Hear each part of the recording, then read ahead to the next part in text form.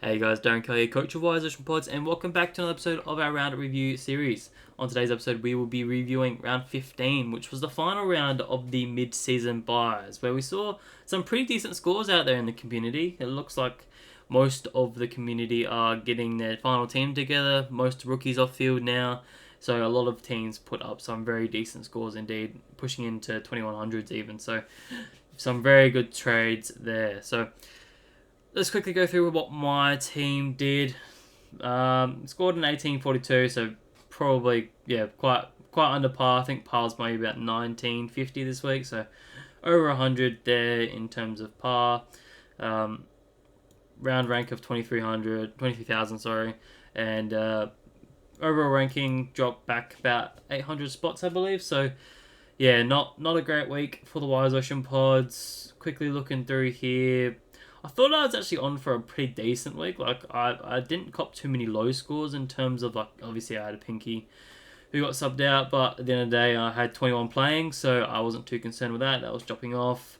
Had a Power 59 that was dropping off too, and then I had a Thomas that dropped off as well. So the thing that my lowest score was, Luke Ryan at 68.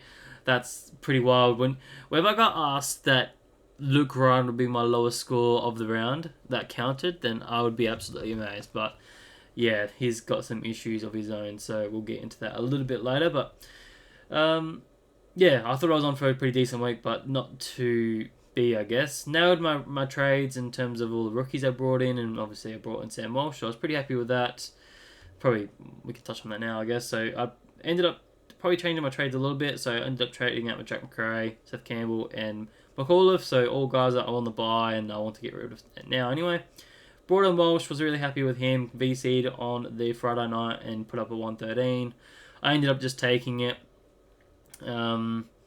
which worked out anyway because I was sort of going into a Merritt or a Flanders who end up scoring a 111. So would have lost me a couple points there. Really, the one that hurt me the most is not having Errol Goulden, honestly. 154 is just unreal, and yeah, people that put the VC on him would be very much cheering. And now he's the most expensive player in the game, and yeah, he's a long way from being in my team. I cannot afford him, and I think, yeah, I probably should talk about this in the trade targets as such, but I'm not looking to pick him up at any point. I think he's too expensive. I think we've seen it enough times this season alone that buying these players that are highly priced never seems to work out because they come plummeting down very quickly if they have one bad game or a couple. Like even a Luke Ryan now has had two really bad games, 70 and a 68, which is maybe a unique situation, but now his break even's up to 161 and he's plummeting 53k this week. No, 43k this week, and yeah, probably going to drop another 50k this week unless he can turn that around very quickly. Just quickly scanning through some scores here. Obviously, Luke Ryan was pretty bad. Jordan Clark, probably a bit unders from what I would have wanted. Happy with Young. Whitfield did really surprisingly well in that tag. Was thinking it was going to be a lot lower than what he got, so I'm very pleased with that. People that would have traded him out at his buy would probably be a bit steaming at the moment with him averaging, 115 in his last three. Looks to be back in his best form and could be top 6 again. I don't want to go too early, but it could definitely be top 6 for the remainder of the year. Picked up Logan Evans as a rookie, so really happy with his 75. Got kissed there a little bit.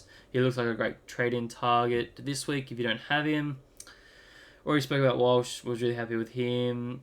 Nick Martin playing a bit more of a different role, but still finding a way to put up some really good scores, so yeah, I'm not too worried about him there. His time on ground did take a bit of a hit this week, so maybe a bit of a concern. But looking at his run, I'm not looking to jump off him at all unless I see some obvious decrease in his scoring. Like he's still scored a 93, right? So I'm still really happy with that.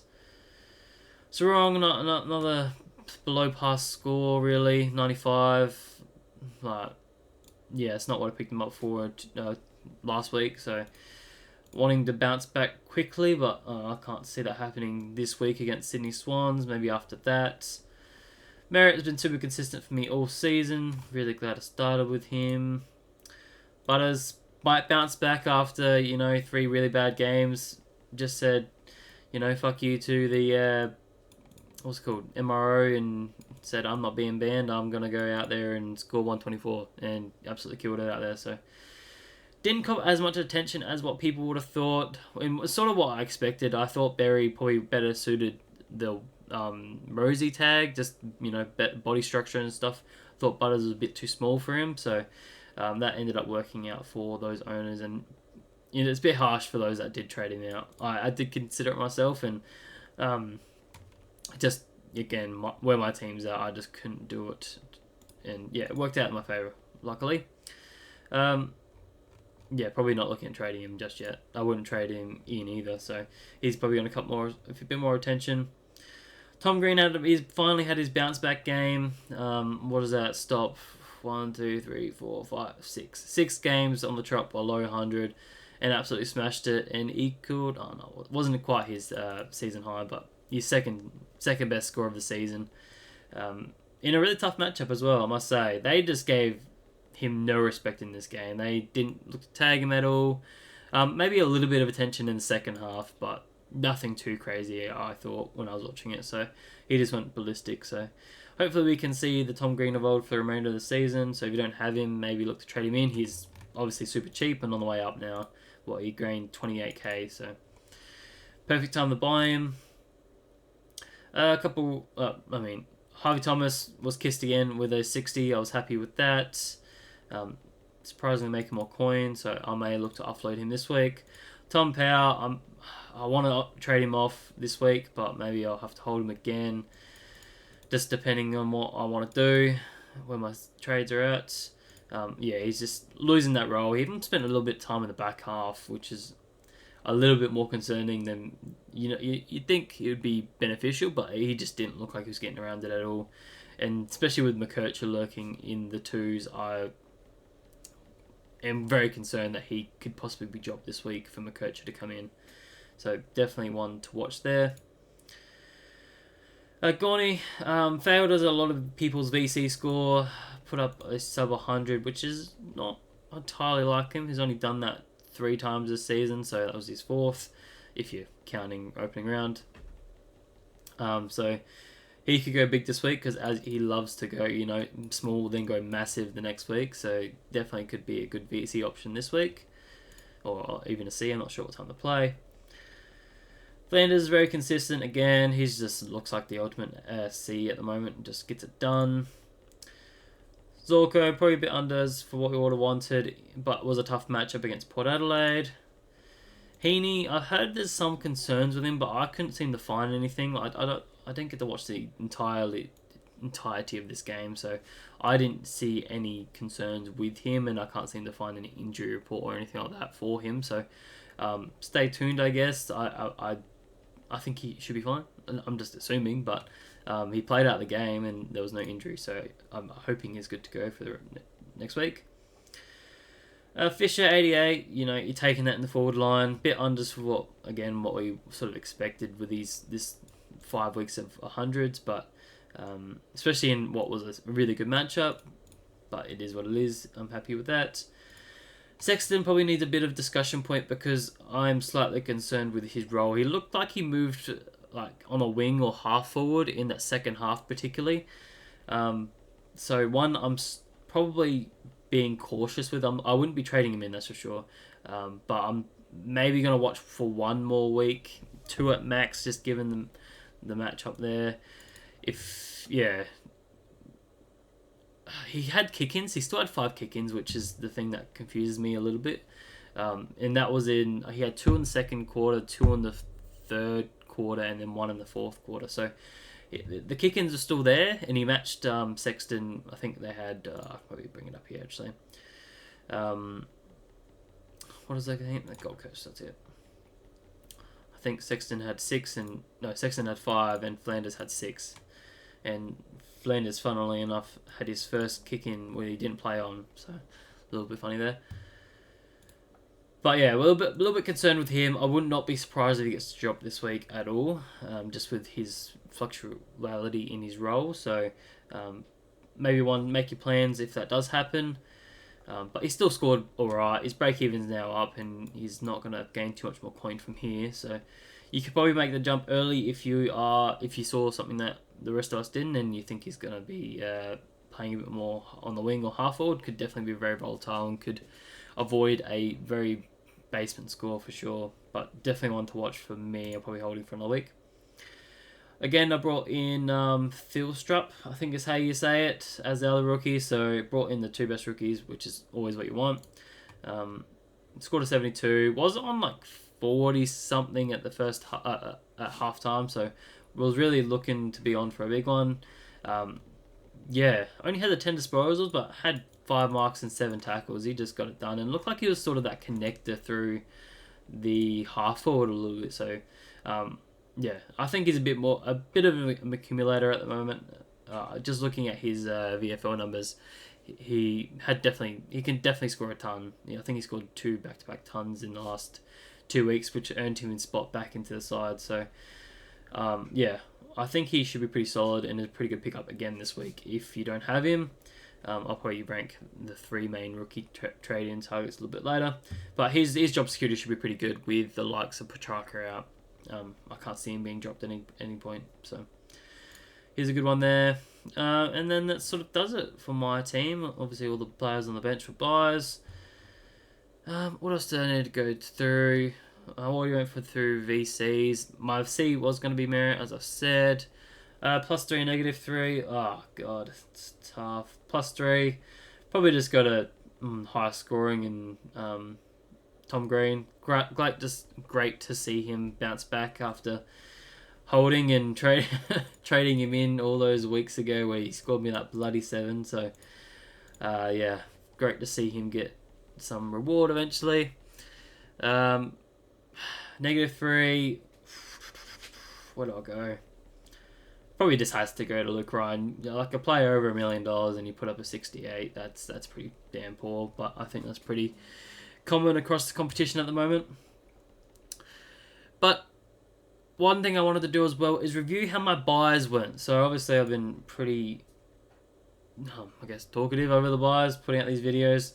How did I actually do? So let's look at my round 11 where I was ranked. I was ranked about 14.5k, so obviously a fair way back from where I would want to be, but I ended up jumping up over 2,000 spots over the entire buy. So pretty good, but probably not as much as I was sort of expecting with how much planning I was doing around it. And it probably just comes down to where my team was at prior to the buys.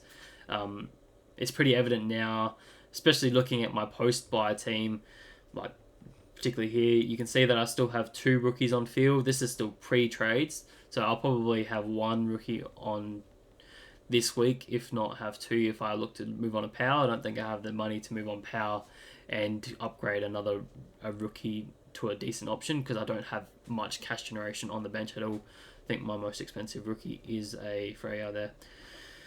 But yeah, that's probably where most of the points have gone. Most people are now completing their team through the trades this week, whereas the top line teams probably finished their teams a week or 2 ago throughout the buys. So, and that probably just came down to my early season trades where I got caught up in that ruck merry-go-round where I went Grundy to Marshall, then Marshall to Sweet to English. That's 3 trades wasted right there, and that could have been 3 potential upgrades. So yeah, it just shows you that your early season trading is so important because you can get caught behind very quickly. And yeah, it's so hard to recover from now because at the end of the day, everyone doesn't have a rookie on field. I do. I'm losing points every single week. So it's not impossible to recover. I just need to find some cheaper options to be able to fill those holes and hopefully they go better than the primos, which we've seen primos aren't the most consistent guys out there this year. So still having plenty of fun playing this game. And I'm definitely enjoying putting some content up for you guys. But I think that should about do it for my team. I think maybe I do have a few more notes here about my buys. So just wanted to note a few players that I brought in. So I brought in a Sam Walsh throughout the buys, Sarong, Clark, Zorko, and Dacos. They were the 5 main trade-in targets over the the 4 weeks of the buys. So good to see that I got 5 primos in over the buys over the 4 weeks. And also said goodbye to a fair few mid prices in a McRae, a Fife, Bonner, Sharp, Closey, Oliver, and Sligo. So 7 mid prices out for 5 primos is pretty good. If we even just compare my pre-buy team to now, just looking, obviously I had 1, 2, 3 rookies on the prior to the buy. Now that's obviously down to 2, possibly 1 after this week. But then you look at the mid prices, you probably got 1, 2, 3, 4, 5. Do you count Sexton? Maybe we'll go with 6. So yeah, a lot more mid prices. So it's good to see that I now pretty much have I only have 1 mid pricer in a Tom Power left. And Sexton. So yeah, moved off a lot of those guys, and that's sort of what you want to do during the buys. Obviously, maybe just a bit of advice and some note taking for next season if you're going around again and wanting to be a bit more competitive. That the main objective is to move off those guys, whether they're rookies or the mid prices, and get up to the top line guys. But I think we already know that. So, but it's enough about my team. We don't need to look at that anymore. Another thing that I wanted to get into is now that we're in luxury season. So, like I said, most people are now complete with their team. So now they're sort of looking at sideways trading some players and moving off those more risky players that you've got in your team and getting up to the line. So what are we looking for, I guess, is something I wanted to touch on as someone that has been at the top and been through this luxury season trading. And it's something I actually quite enjoy and I think I'm quite good at most of the time. So I guess I can give some advice here. So one thing I want to touch on is that you're trading your worst players. You're not moving off your best players just because they have one bad matchup. So say, for example, Jordan Clark this week. Yes, he has a tag coming in a James Jordan, but I still think at the end of the day, he is going to be close to top 6 or a decent option for the remainder of the season. Maybe not the best example because he's not clearly the top of the line. Maybe a better example is your Earl Gordon. If you expect he's going to have a tag, you're not trading him out just because he has that tag and he's maybe dropped a low score. You're holding him through because at the end of the day, he's super consistent and can put massive ceiling scores on your head as he's been doing in the last, couple weeks there. So that's all I wanted to really mention. Another thing I wanted to say was that you looking at the forward line a little bit differently. You don't want to be jumping off, and just constantly getting in this cycle of moving on these forward line players and trying to fill that hole. I've made the reference that it's a bit of a sinkhole. Everyone sort of just falls in, sinks and dies in there, and then you end up trading in someone new, and you want to try and get someone that sticks. And I think the 5 easiest options at the moment is obviously the 4 that I've got here in Flanders, Zorko, Heaney, and Fisher being the main 4. Then you can probably throw in a Caldwell at number 5. I think he's probably another safe option right now, especially with the way he played on the weekend. And then that F6 block is probably the hardest one overall. You would want someone that can put some ceiling scores up there, but be pretty consistent at the same time. I'm probably looking at a Brian Myers. I know he's dropped a few lower ones, but at the end of the day, he's got a decent ceiling and can be pretty consistent. I also don't mind his run. I'm probably not looking too much at these main tool targets just yet. I think I'll leave that towards, maybe 4 weeks out from the end of the season. So when they have a good run or they're trying to fight for the Coleman or such, so they're going to feed them a bit more. That's when you start to look at them. I think at this stage of the season, it's still 9 weeks away from the end of the season, so it's still a very long time.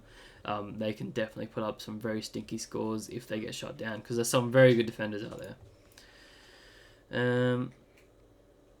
Alright, moving on to the next one. What are we looking for? That's something I should go back onto. Main thing that I focus on is obviously matchups, and it's something I obviously talk about a lot. Looking at matchups, looking at fixtures, I think it's pretty self-explanatory. So I thought I'd just bring this up. You can, whether you use Cal's scale of hardness, or you use the DVP on the DFS website. Everyone has their own opinions. Everyone has their own, aspects of it. So do what you will, but it's good to just look at and reference these things. Even if you make your own, go for it. It's just good to look at it and be able to visualize, okay, these look like very good matchups, and you can see where they're going to be. So just some ones I wanted to mention, I guess. You got Brisbane here, you got Melbourne, Adelaide, and West Coast the next three, so that could be a very decent string of games. You could probably even push that out to round 21, where you've only got one harder team in a 6-game stretch. So you're looking at your Neils, you're looking at your Dunkleys mainly, and a Zorko as well. So if you don't have don't have one of them, maybe that's a not good option for you. Who's this? I can't. Obviously, Merritt is another great one to look at there. I spoke about him a lot last week. Obviously, the best matchup you can this week. Collingwood aren't too bad. I think this is going off a bit older data, but it could be pretty good. Melbourne, Adelaide, St Kilda. So even looking at these neutral matchups still can prove pretty good. Like, we have seen Primos go big on these neutral matchups. So don't be afraid of neutral matchups. It's just these orange ones and red ones you try and avoid as much as possible. Another one here, you got Fremantle is another great one. I think you got Richmond there, Melbourne, West Coast, Geelong, and then maybe you can jump off them for the last 2 weeks. That's just the way you play luxury season. You jump off them when they have these bad games or stretches. Particularly, so just for example, here you've got 4 really bad games of pretty tough matchups for inside mid. So anyone that has Geelong, maybe looking at Holmes there. Do you jump off of Holmes? Maybe. He's been really consistent so far this season. It's a tough call. It is a very tough call, and it is fine margins. But are you better off just jumping off just to be on the safe side? Possibly. Is there the likelihood of him having a ceiling game? Probably a little bit less than what you would have thought. These games do seem to be bit tougher for those players to get those ceiling scores because they've shown that they're tougher. Another run I just really noticed here, Richmond. So anyone that's looking at a Toronto trade-in, that's a really hard stretch of 4 games there, so maybe you don't want to do that as such, and that can just really determine your trades a lot throughout this season. So maybe you can jump on him after that for the remainder of 4 weeks. Another great 4-week stretch there is for North, so maybe you're looking at LDU or a Sheasel if you have them. Don't mind this run down here. St Kilda, Western Bulldogs, Gold Coast, Richmond, Carlton, Melbourne, not too bad. That's a good stretch to the end of the season, even from Adelaide to there. So that could be a steal if he ever comes back in form. So keep an eye on that one over the next 2 weeks or so. Just really, I probably won't identify every single one of them who you should be trading into. I'll do that throughout. Obviously, I'll continue these videos and put out my main trading targets throughout the week. But yeah, just sort of make who you put. Stumbling on my words. Start identifying some really good runs and start learning your trades, I guess. Maybe not learning, presetting your trades. Okay, these guys go on a really good run. Let's maybe look at how he's going leading up to that game, and then I can make that decision. Okay, his current form is okay, or it is really good, and he's playing some harder games. Now he's going to got some easy games. He should go ballistic, jump on. So that's where you can just be a little bit different with some of these decisions. It's also really good to consider some upcoming tags. Obviously, tags have been really big topic over maybe the last month or so. So it's really good to have those written down. Okay, you're talking GWS, you got Bedford who's tagging. Bad examples here. Geelong have O'Connor and Blitzarves who tag at the moment. Sydney have Jordan. So just keeping those noted that there is a possibility that your players could be tagged. So maybe as you go through this scale of hardness, if you want to call it that, then just put a flag next to it as such that there's a possible tag coming his way. So maybe that can help you make your decision on, okay, while the run actually looks pretty good, there's actually a potential few tags in there. So even just for this one, for example, just going off the top here, you got Chincotta for the first game, you got Blitzarves and O'Connor for the second game. Richmond don't typically tag, so you're not too worried there, but then you got a Jimby in the next game, or a She, so which isn't the hardest tag, so I'm not too concerned with that one. And Blitzarves is a very unique tag as well. I think he's got more of a big body, so wouldn't be too concerned there. So it's just something like that could instantly be like, nah, there's too many tags in there, I won't do that, and there's no point risking on a risky play in an LDU as such, you know. So just something to keep in mind there. Another point I had here is current form. Don't just jump on a player just because they have a good run. Obviously, look at their form. If they've been pretty underwhelming the weeks prior to that week, then maybe that's enough to say, okay, maybe they're not in the best of form. They're not the healthiest they can be. They're not going to instantly just turn on. There's a potential that they could turn on the switch, but there's nothing they're saying that's going to happen. They still need to show some decent performances in tougher matchups to say they're going to go really well in the good matchups. And the final 2 points here I wanted to mention about luxury season is that you still want to upgrade, right? You still want to continue to push for your best 22 or the best 22 for the remainder of the season. So don't get caught up in this game where you're just sidewaysing these players, because you still want to push and get those bad players. So say for example your lowest price player is a 700k player. You still want to try and get them up to the 900k players as much as possible. So even if that's a small upgrade, using one of those 400k rookies and go a 700k player up to a 900k player, that's still a feasible option and something I'd still prefer, rather than doing these 700k player to 700k player and then an 800k player to an 800k player. These sideways trades can work out sometimes in your favor, but it can also work against you really badly as well. So yeah, it's very important to still upgrade where you can and push for having the best 22 for the remainder of the season.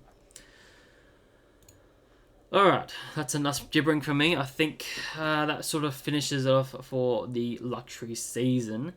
Let's do what we usually do and go through the round by round results, talking some of the main targets. I do want to speed this up a little bit, because I think I've realised now that you guys don't want to hear about every single player, you just want to hear about the juicy players as such, so I'll probably try and skim through this as much as possible. There's only 6 games this week, so I'd say this be fairly quick.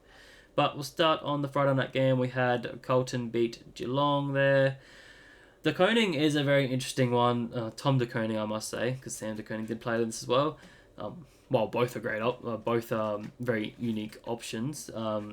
He is one to look for in the future. If this is something that they're going to continue with, and he's going to be the number one ruckman, he is a very decent option. Maybe one I'm not looking at this year, just because I don't know if the risk is going to out-reward the potential, We've got 5 very good options in the top line. Sorry, my cat's eating a box in the background. Hopefully you guys can't hear that. Like I said, we have 5 very good options in the top line of the ruckman department, where you got Gawn, Marshall, Grundy, Cherry, and then you got probably English down there as well. So if you have any combination of those two, I probably wouldn't be jumping off any of them to go to a De Koning. I don't think the points are really going to be that overwhelming that there's going to be a benefit for you. Sorry, it was really distracting. But he's definitely one that I probably put on a blacklist until next year, because he could be fairly cheap for what he has done for this part of the season, and gives us more time to really evaluate what's happening with Pittner. Is he going to be in the side or is he not? So he was available this week but didn't play, so it probably shows some good signs. There's also another thing that what's his name? Toby Conway was also available but didn't play, so it was weird that they didn't play a ruckman at all. So, or am I looking at the wrong team? I'm looking at the wrong team. Sorry, I jumped over to the other Tom already. That's my bad. Ignore what I said. Paddy Cripps, just moving down the line here. Paddy Cripps did alright. Put up a nice 41 disposals. No marks, 5 tackles. To think that he was sort of getting closed down a little bit by Blitzars. I think Blitzars just spent most of the time on him. He still got 41 disposals. This didn't allow him to have many marks, and kept him pretty contender. So he had 41 disposals, but only had a 115. So really hasn't shown much of a ceiling this week. Probably one I'm not looking at considering. I don't know why this hasn't updated. I did update this. There it is. There it is. Sammy Walsh, one I traded in this week. Was happy with 113. Did cop a little bit of attention from an Atkins as such. Just sort of a bit of a run with role. And yeah, narrowly avoided a concussion with the way Dangerfield sort of tackled him. I don't think Dangerfield deserved a band. I don't think that was a dangerous tackle, nor do I think Walsh sort of played for it. I think it was just the way it went. But we're not here to talk about that. We're here to talk about fantasy. So happy with Walsh, and I think a lot of people should look to still trade him in if you don't have him. Nick Newman is another one that a lot of people were speaking about last week as a good option. I don't mind it as such. I still probably haven't seen enough. He's one I've been watching pretty much all season, just waiting for him to go ballistic based on what he's done last year. But I'm just not seeing that same sort of hunger from him just yet. The one thing that probably is enough that I wish he had a bit more was kick-ins. He doesn't seem to have many kick-ins at all. Like, he had 2 on the weekend. They love to spread this out a lot, so it doesn't really allow them to really go ballistic on either of them. So yeah, if that narrowed up a little bit more, I'd be a bit more keen, but I'm not super on it just yet. In terms of his run, it's also not great, I thought. Yeah, so you got Richmond this week, which is a good matchup, and then you got a 4-game stretch of pretty hard matchups, and then again until the end of the season. Maybe at that point it's okay. 3 green matchups in 4 weeks, then you look at it, but I'm probably not looking at it for these weeks as such. Just the odds are not in your favour that it's going to go well. Oh, sorry, wrong tab again. Charlie Curnow is one I'll be keeping an eye on. Just obviously he's in great form, kicked 5 goals, 2 in what was a high-scoring game. Obviously, we know what he can do. Loves to get a free kick too. 4 free kicks, so that always works in your favour a little bit. So maybe one you could look up picking up later on in the season if we just quickly look at their fixture again. As a key forward, Carlton, Richmond, Geelong. It's actually a really nice run, so I wouldn't even mind if you actually risked that at all. That could be a very decent stretch for you as such, especially because they're trying to really push for that top of the line. Some really good easy matchups in there, like Richmond, North, West Coast. Hawthorn a bit tougher at the moment, but who knows, they could drop off.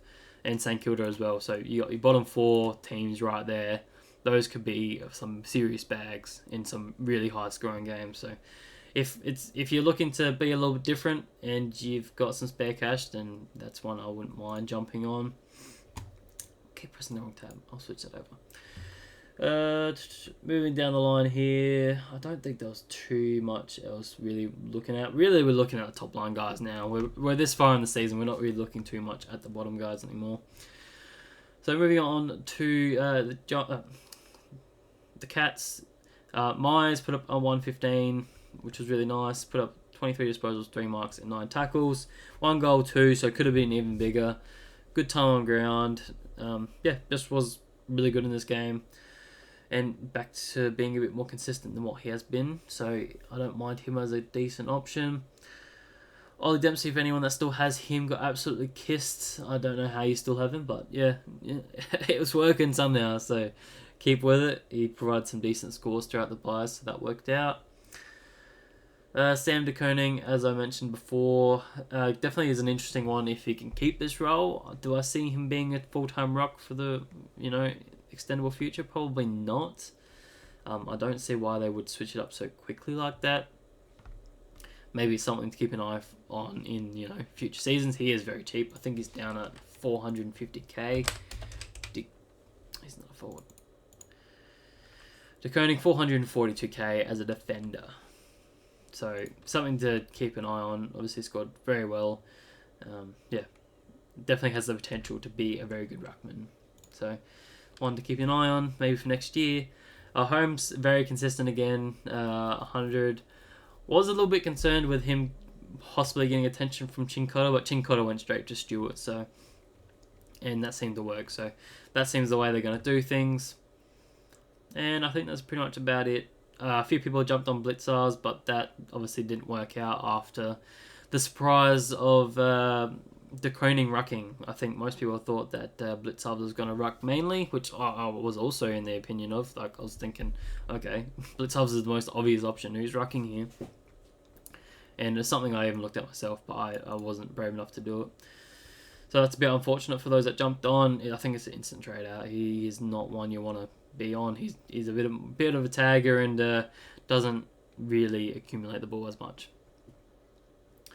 And I think that sort of does it for this game. Let's move on to the next game. This was the first Saturday game where we saw Brisbane absolutely smack the Port Adelaide. Absolutely flogged them. So we saw Butters return to form with 124. We know too much about him already. Connor Rosie, again, bounced back. He looks like a really good option this week. Obviously down at, what is he priced at? He's one I'm looking at trading this week, 705k. So did stop his cash generation quite quickly with, his cash decrease, what do you even call it? His break-even is now really good and he's going to go up in price, so perfect time to buy. And I really watched this game a fair bit, and he did look like he was back to being that thirsty sort of the guy that we had saw in this early part of the season. So I think he's a really good trade in if you haven't already got him. Just look at the stat line: 28 disposals, 8 marks, 7 tackles. He just fills all stat lines, and at any point he could have a 30, 10, 10 stat line easily. So I wouldn't put it past him for the remainder of the season, and even kick a few goals. So yeah, I'm looking to jump on board this week just with how cheap he is. Houston, for those that jumped on him, 78, probably a little bit disappointing. That's just what you're going to get sometimes with these guys, especially with how bad they were in this game. I would have thought they would have jumped up a little bit more in the back half, but not to be. I think Brisbane did fairly well to keep the pressure on and not allow them to do too much of the switching, which I guess shuts down Port Adelaide quite easily. Lockie Evans, I think was his name, 75, really good as a 200k rookie, probably my number one trade-in target this week as a rookie downgrade. While his junior numbers aren't the greatest, I think he's pretty much averaging 50 to 60 in the twos. He looked really stable in this side, and I can't see him being dropped. Job security, probably not the greatest out of the lot, but I still think he did well enough to hold his spot. We'll have to look at the injury report to see who's due back in some time soon. Even look at it now. Even though this isn't updated, this is still last week, so it is Monday night. I don't think anyone too much is worrying him soon, so something to keep an eye on. But yeah, he's perfect price. I think he's about 240k, so his break-even's very good. I'd look at jumping on him if you can. Moving down the list here, I don't know why McAtee's still ticked. I should have removed that, but yeah, no, that's enough for them. Moving on to Brisbane. Neil went 135. He jumped up a fair bit late in that game. Was copping a little bit of attention, but just got loose and was just able to get his hands on the ball. That stat line of 37 disposals, 7 marks, and 6 tackles is just unreal. Just looked like the back of Lockie Neal of old. Just wish he didn't get tagged as much because he just dropped some very low ones. Yeah. Dunkley, again, was really back to his ways of being really consistent about that 118 guy. Well, I don't want to say 118. But yeah, he's been hovering on that mark for a little while, but yeah, has dropped a few lower ones in a couple of weeks, so good to see him back in some form. Eric Hipwood's kicked another big bag, so maybe it's someone to jot down. Maybe I'm one I'm not really keen on as such. This is just a game they absolutely dominated in.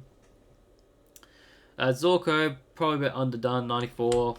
A bit underwhelming, but was tough matchup, so I'm not too concerned there. And then we saw the likes of Reveal put up 66. You're probably pretty happy with that. As a rookie, he's still making some very good cash and has been a very good pick since people brought him in. And Loman, probably time to dish him off if you haven't already. and we saw Brain as the sub. So anyone that brought him in would be a bit disappointed there. But that'll do it for that game. We'll move on to the GWS and Sydney game, where we saw Sydney beat them by 27 points. So we saw Tom Green go back to form, 127. Now moving in the right direction. 35 disposals, 8 marks, 5 tackles. Looked like the Tom Green of old. Loved to tackle, loved to spread and get marks. He just was absolutely working very hard.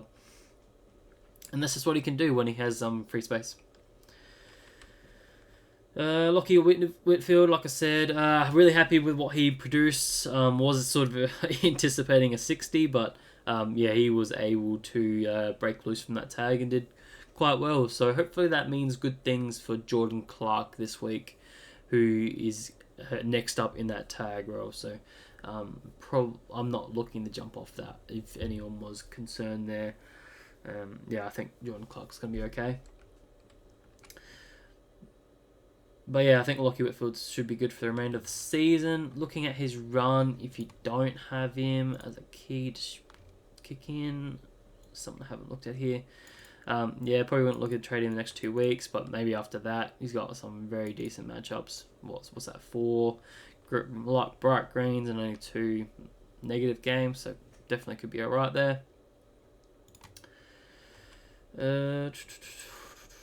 No one really fantasy relevant here, I would have thought. Kelly's not anymore. Anyone that still has Thomas, like myself, put up a nice 60. And Peatling was unfortunately in the sub for anyone that jumped on him. Mick Mullen was maybe the one people jumped on a few weeks ago. Put up a nice 42, so he's actually got his price going in the right direction, surprisingly. Wouldn't have thought he would have got his 44, but yeah, he somehow avoided the sub.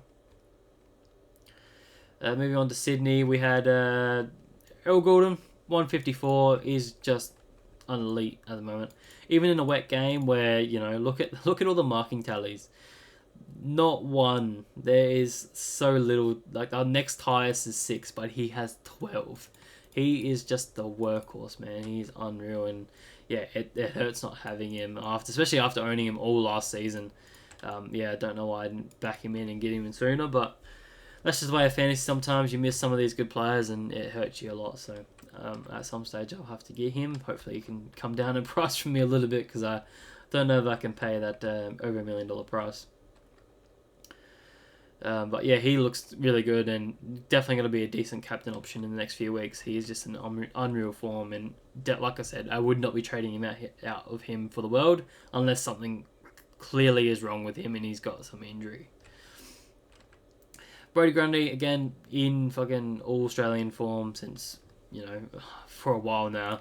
He has been unreal.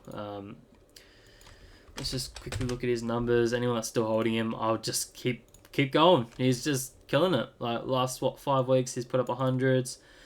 Put up some decent low ones in there, but he's still averaging well over 100 in that time period since most of us traded him out in round 5, so he just said a big fuck you and just kept absolutely pounding me for sure. So yeah, one that got away. Should have backed my gut the entire season, but yeah, he's come good in the end. Isaac Heaney only put up the 86. Nothing wrong with the role. I think it was just one of the games that they just dominated quite heavily and wasn't really allowed to get many marks. I thought maybe a Bedford went to him. I didn't really cop too much of this game. Not like fully focusing anyway, so yeah, it's very unusual for him to only get 1 mark. Maybe just copped a little bit of attention there, so not too much of a concern. There are a few whispers that there may be an injury concern. I've only heard this through the Traders pod, but I couldn't find anything, like I said, so maybe just keep an ear to the ground and make some, you know, backup trades if in case something pops up Thursday night. We will have a day to plan it out anyway, so not too worried about that one. But that sort of does it for those guys. Anyone that's maybe looking at Taylor Adams, he's been quietly consistent in the last couple of weeks. What has he done? 82, 104, 83. Could be a sneaky if you're looking for a different option in the forward line. What is he owned at? 4%. Looking at their run. Was he in CBAs again this week? Sorry, I'm just going through my thought process when I'm looking at these sort of guys. Taylor Adams, 13%, so he's moved forward even more. So we'll look at general forwards for him. Go to Sydney, and yeah, not something I would actually look at doing. He's got 3 very hard matchups in the next 5 weeks, maybe in the back half of the season where he's got three very good matchups. But yeah, maybe one I'm still avoiding, and yeah, maybe not worth taking the punt on. But that sort of does it for this game. We'll move on to the 4th game where Melbourne and North came together, and Melbourne got the Chockies at 3 points in a very close game. So wish North got up in this game. We'll just rub salt into wounds, because there's something seriously wrong at Melbourne at the moment. I don't know what's going on there, but our man Max Gawn is just getting it done every single week. Bit lower than what we would have wanted, but he's still working hard. Not too concerned there. And was glad he didn't do too well, because I think I was the only one that didn't really have him in my top 5 captains. So I just thought it was a tough matchup, and I didn't really back him in as such to go big.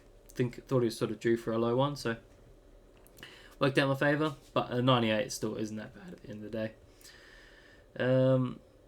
Rivers, I think, was the one that replaced Petrarca in the midfield, I thought, or was that Sparrow? Rivers took 80% CBA, so bit of an outside one. I didn't really expect that. I was either looking at a Pickett, so I'm not looking at Pickett anymore. He's not happy with that role. I thought Sparrow was going to get more of an increase, and then obviously Viney I thought was going to be up at 80%. So definitely didn't really expect that one, but he went really well. Could be definitely a cheaper option. If you look at their 110, 21 disposals, 6 marks, 6 tackles. Just a classic defender moving into the midfield, being used as a bit of a distributor. We've seen it many times already this season, where even Ed Langdon went in. Ed Richards went in there for Western Bulldogs. Definitely could be a decent option if you're looking to jump on. Very unique. If he can continue to put up these numbers, if we just look at his run as such as a midfielder, Melbourne, he's got Brisbane, then it's tough goal, very tough goal. If he had a decent run, then there's maybe one I could jump on, but maybe not with a 5-week stretch of some very tough matchups there. So yeah, would take a very brave man to do that, but if you're keen, go ahead. At the end of the day, he's still very cheap, and he probably could make some decent money. Could probably push closer to 800k, if not a little bit higher, with some decent scores like that. Who did he play again? He played North, so it wasn't a terribly hard matchup. So something to consider. Moving down the line here, Viney put up a nice 96. Probably not enough for us to consider him. Same with Sparrow. Thilstrup is another great rookie target this week. Bit more expensive, about 300k. Does have some good rookie numbers though, so if you want to jump on him, you can. I have him on my team here. Did put up the 72. Previously to that, he did go off 30, so it is a bit of a flag. Only was against North, so maybe take that into consideration. But like I said, closer to a 300k rookie. Got Brisbane this week, who can be a bit restrictive there, so something to consider. Salem was subbed out in this game after being a popular trade-in, which hurt a lot of people. Hearing there is a bit of a knee complaint or knee issue. There is a few different stories out there that he's either out for 4 weeks or he's playing next week, so I'm not really sure where it's sort of at the moment. Hopefully he's good to go for those that do have him. But either way, I still think he is a priority trade out. Not above a few others. We'll get into a few others a bit later, but I still think you don't want a player that is just being tactically subbed out as it was named. So yeah, just give me 1 second, guys.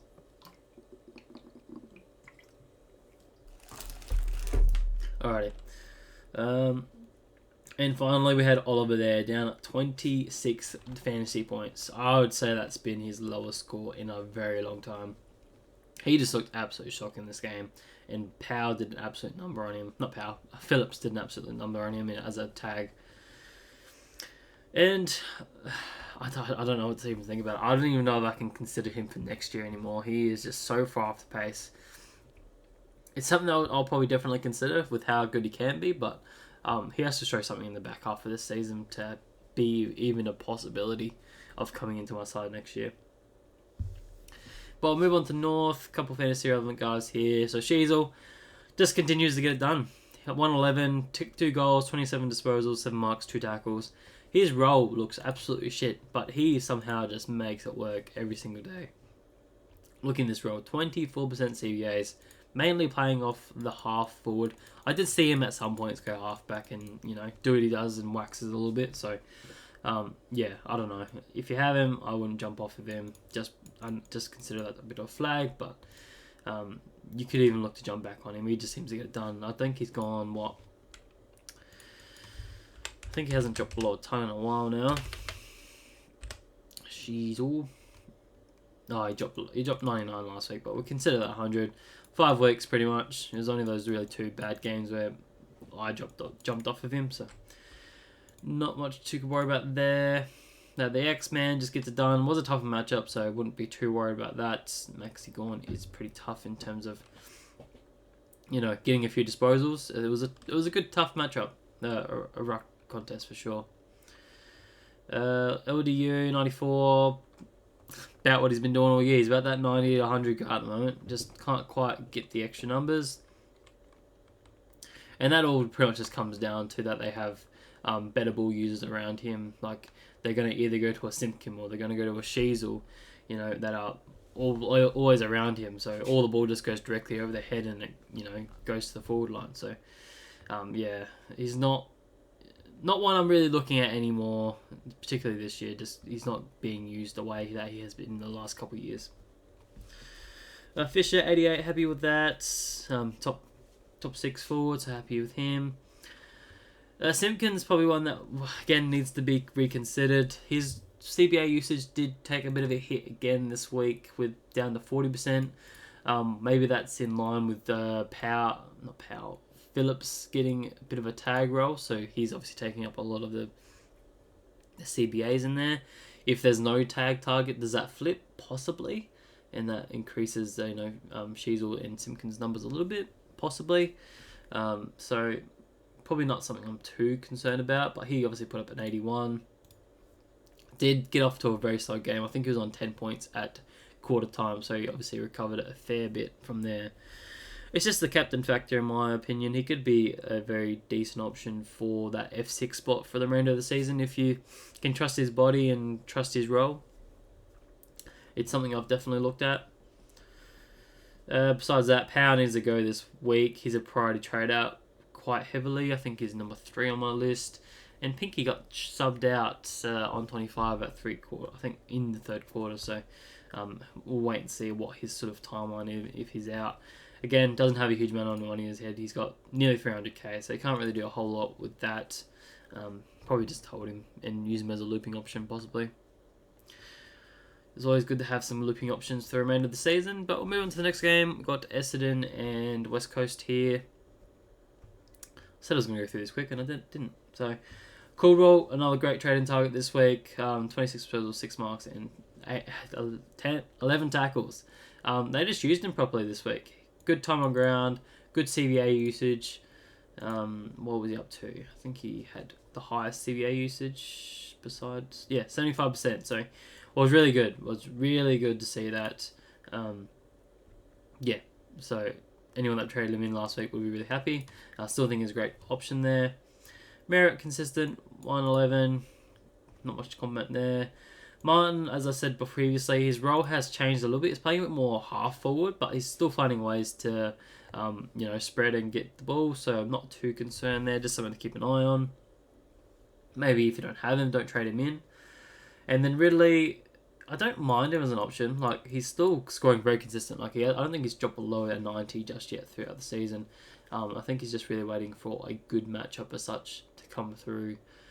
If we just quickly look at designated kickers for Essendon, definitely don't mind that as such. Like, look at that, 5 game. So we'll go all the way through. We'll go 7 game stretch. I I think so. Yeah, 7-game stretch, only one hard matchup. So if you're looking for a bit of a smoky, he could definitely go pretty big. If you look at a comparison what he's been doing recently, so we'll just go Ridley. So he's put up 94, 91, and 93 against Suns, Carlton, and Eagles. And if we compare them to difficulty, so West Coast hard matchup, Carlton hard matchup, and Suns. Where's Suns? Suns are a neutral matchup. So what's the possibility he could go big in the next, 6 weeks, 7 weeks when he actually comes up against good matchups? Is definitely one that I would consider if you want to be a bit more unique. I definitely don't mind him there. Gets kick-ins, obviously a great defender, can take plenty of interceptions as well. So I think his scoring is very decent. It reminds me of a bit of a James Sicily as well. So if you're looking to be pretty unique, go for it. He's still fairly cheap at 800k, 6% owned, so I don't mind him there. That sort of does it for them, I think. No rookies to speak of. Joe Menzie was a sub, so hopefully no one jumped on him. That would have been very disappointing. Hind, if anyone has him, needs to be traded out now. That didn't work out in the end. Yeah, we'll move on to the next game. Well, we didn't really have anyone to really mention here. I've got no one marked. I'm not looking at anyone, really. Yo is probably just a special mention. Glad to see him, back flying, back to his best and fit and healthy. Really heavily relying on tackles. I guess that's what happens when you can't get your hands on the ball as such. So, probably one I'm still not looking at trading in. I don't recommend it for anyone else. That heavy reliance on tackles is not something I'd be happy with. And obviously the body concerns is enough for me to stay away. It's just not worth it in my opinion. I think there's plenty of good options. There's probably a dozen defenders that you could look at that are probably close to that mark, and I don't think he's quite there. Moving on to the last game, we saw Freo beat the Suns up by 20 points. So we saw Brayshaw have another big score. I think this is his second big score of the season, if I want to have a quick look. Has made my watch list because he did have a bit more of an uptick in midfield usage, I thought. So yeah, he's had 1 ton recently. Been pretty consistent with 90s, just had one low game. So he's definitely one I could consider. Let's have a quick look at his CBAs. Freo. Yeah, look at the CBAs here. He didn't increase much at all. So the role was consistent, just had a good game, I guess. Just was more thirsty for it, so maybe that just corresponded with Fife not getting as many CBAs as such. Maybe that's the key point. I don't know.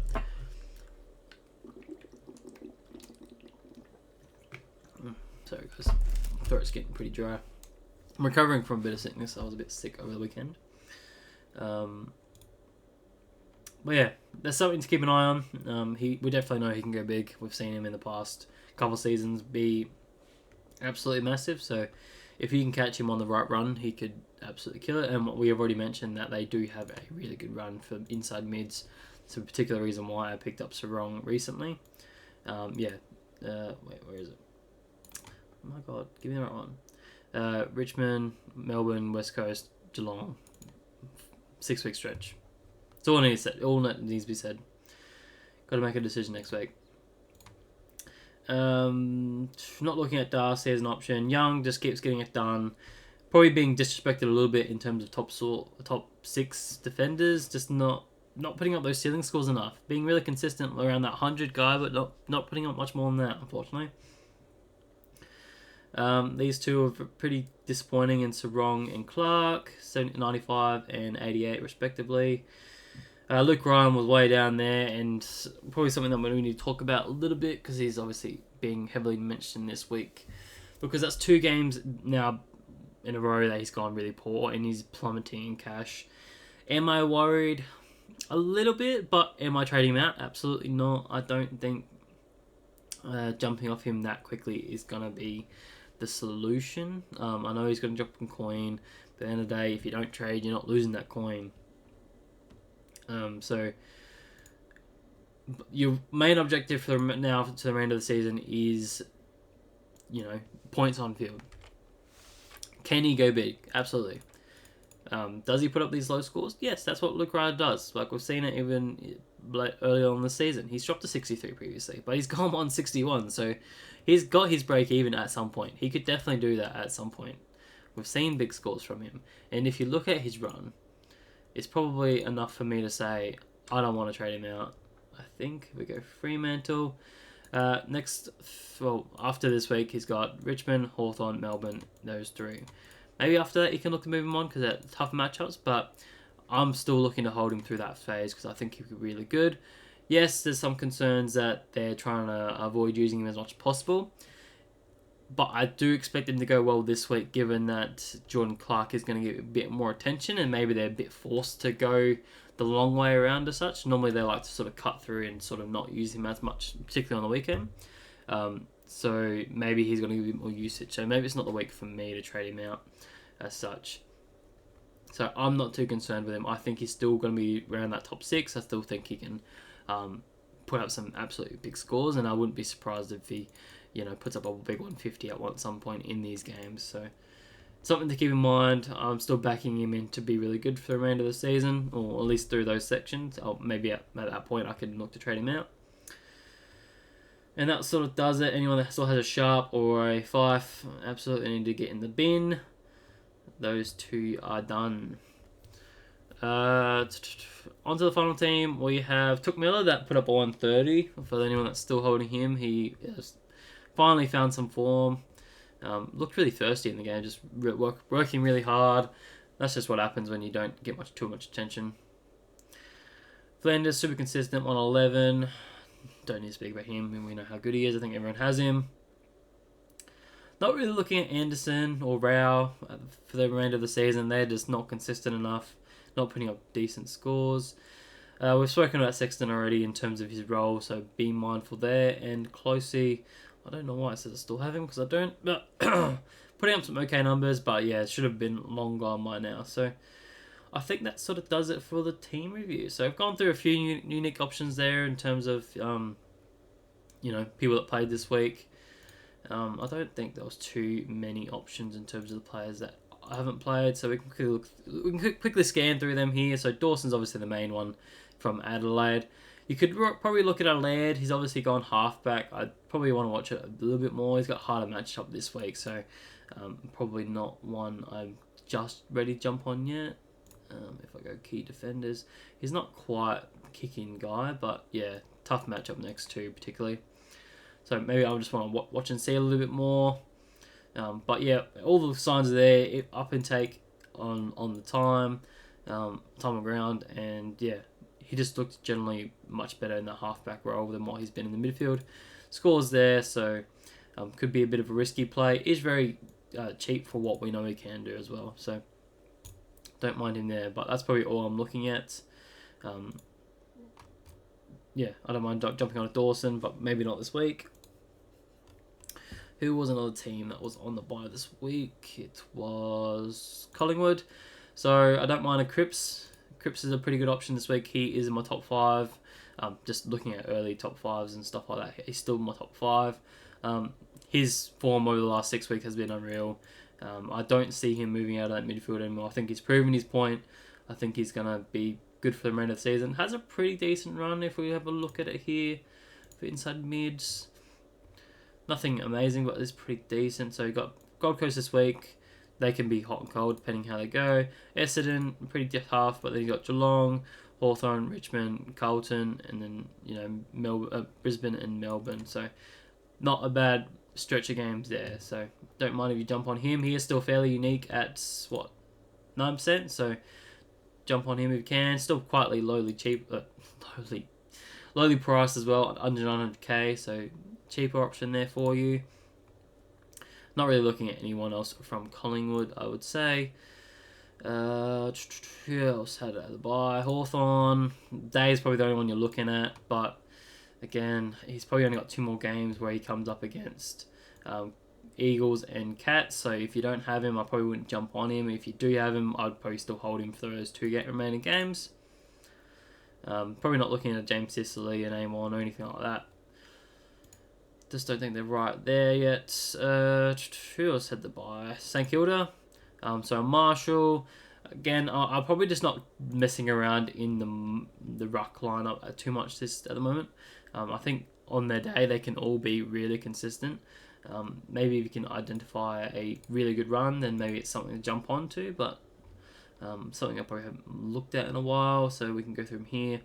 English, tough matchup this week. Then has a 3-game stretch of good players, and then tough to the end of the season, really. Marshall, probably not great either. We can go Cherry here. We know he's got a pretty tough matchup coming. Three games and pretty tough matchups. Not too bad for the remainder of the season. Gone. McInerney this week, tough. Then, yeah, I don't mind him. Not great run either. We've still got Grundys. I did skip over that one. 2 good matchups leading into 3 games hard. So, again, it's just, I'm not looking to just look at that and go, okay, this week I'll trade it to Grundy and like back and forth like that. Just, I think if you got one of the 5, you're pretty happy with them. Quickly look at De Koning. For anyone that is interested, is not really that appealing either. Not in the next 4 weeks anyway. So, ruck line's really hard to say, and I just wouldn't be touching it if you're happy with what you're getting right now. I think they can all on the day go really well. Sinclair, he's been okay, but not outstanding, so maybe he's one you could jump off at some point. Tough matchup this week, next week. So if you're really in a luxurious position, he could probably go. Wangani Malira, if anyone that still has him, Yick's name. I don't think too many people would have him now. He's 10%, but it's probably dead teams. Steele, I think most people traded him out, but yeah, keep an eye on him. He could go ballistic towards the back end of the season. Like I said, pretty good run at some points, particularly looking at the back half here. So keep an eye on that one. Who else do we have? Western Bulldogs. So 6, right? 1, 2, 3. I'm missing someone, I swear. 4, 5. Fuck it. Can't be that fantasy relevant, I can't think of them. Trelaw, I don't mind as a good option as well. My only concern is that I think Phillips will go to him this week.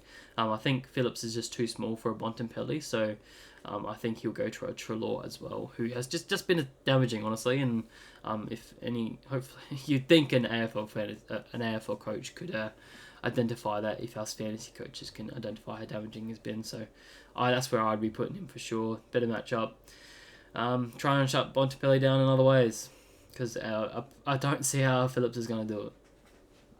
So just let your 2 balls go head to head, and LDU and Bontempelli go together and see how they go. So maybe one I'm not looking at trading in this week, but I don't mind his run for the remainder of the season either. Some decent matchups. So Western Bulldogs.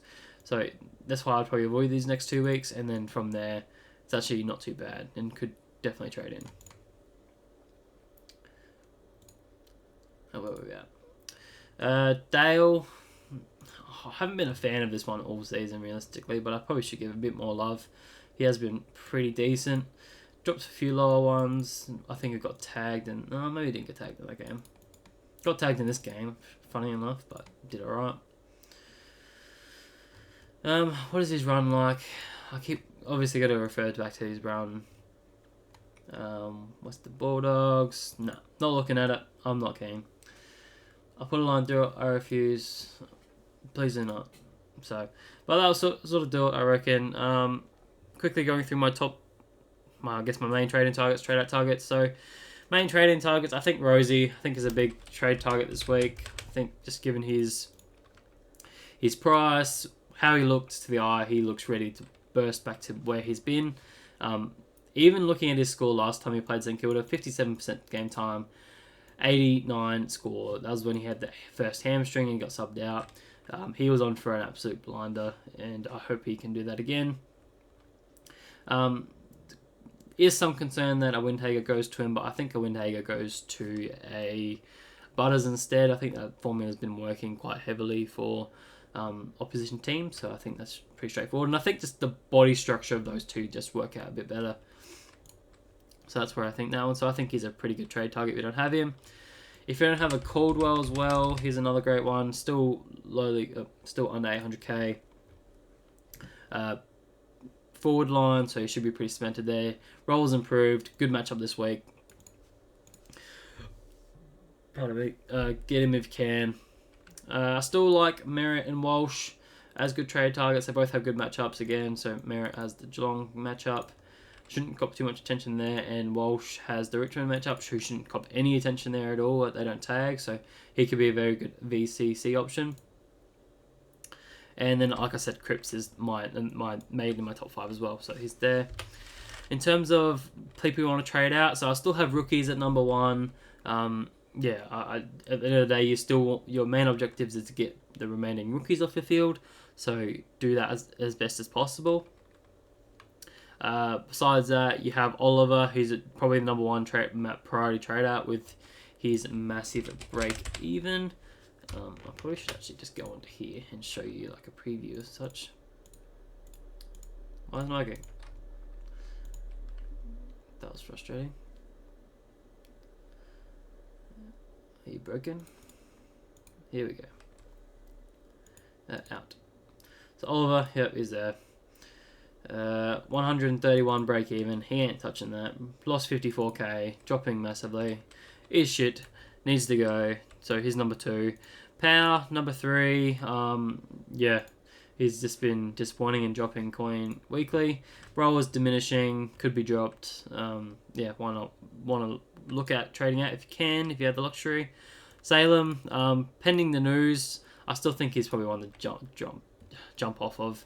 No matter how good he's been the last, month, he's not got subbed out on 53 on 78 game time. He wasn't really on for a decent score anyway, so yeah, not one I was ever really considering.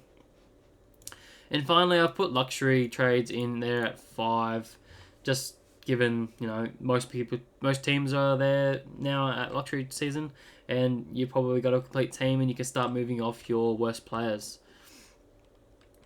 So just make an evaluation on your team. See who's probably most at risk of going bad this week, particularly, or someone that's lowly priced and maybe not doing exactly what you've hoped for, and you can get them up to that next tier up. So make the trades accordingly. In terms of rookies, I've only got 3 main rookies to really consider here. You got Evans, Sean Maker, and Thilthorpe, and I think I have it in that order. I think Evans, just given he has the St Kilda matchup this week, I think his job security is okay. It's tough because obviously the matchup really helps, but I don't think his scoring potential is going to be quite as high consistently. So, yeah, maybe it's better to go elsewhere. But I think for this week it's fine. Sean Maker, I really like his job security probably for the next 2 weeks at minimum until Dougal Howard is due back in round 18, I believe. So you probably get 2 decent weeks out of Sean Makers there. So what can he make in those 2 weeks? Maybe he can make 100k, if not a little bit more, depending on what his scoring rate is going to be. What he scores a 55, goes up nearly 50k. So yeah, 100k is probably on the cards there. And finally, Thelstrup hopefully should be pretty cemented in that side with Petrarca out as well. So yeah, one I'd look to jump on to if you can. Probably one of the last weeks to jump on him, given his higher price tag. Only back to 2 trades as well this week, so it's pretty tough. Alright, we'll quickly finish it off. I've already gone for an hour 15 somehow, but yeah, quickly finish it off with my early trades. So a couple of different options. So I'm either going to trade out a Powell and go straight to a Rosie, and then I'll probably just do a rookie downgrade on the other side to bank some coin for next week. So that will probably either be a Thomas or a Fraser. Both surprisingly have a little bit more coin to make. Break even of 39 and a break even of 33. So I'll probably have to make a tough call there on that one. Or I could even just probably go in one of the red dot rookies and a Garcia. Go him out to a 200k. That would probably bank me 180k for next week. Or I just don't trade out Power at all and go... I'd have to trade out these 2, unfortunately. because I can't do. I don't know if coin to do with a Garcia there, so I'd have to trade out a Freya just to a 200k shitter, who hopefully gets announced. Just pick one. Where's 200k? I don't want break evens. Leave it alone. Oh, just give me a seller. I can't do it. You know what I'm trying to do. You know what I'm trying to do. You just don't want to allow me to do anything. There we go. We'll confirm that for now and have a quick team. So this is probably the way I'm leaning towards, just to get an extra rook of the field. So that allows me to move power forward. And that means I'm only running the one rookie this week. And I can loop Evans with Sean Makers, or even look at Dowling.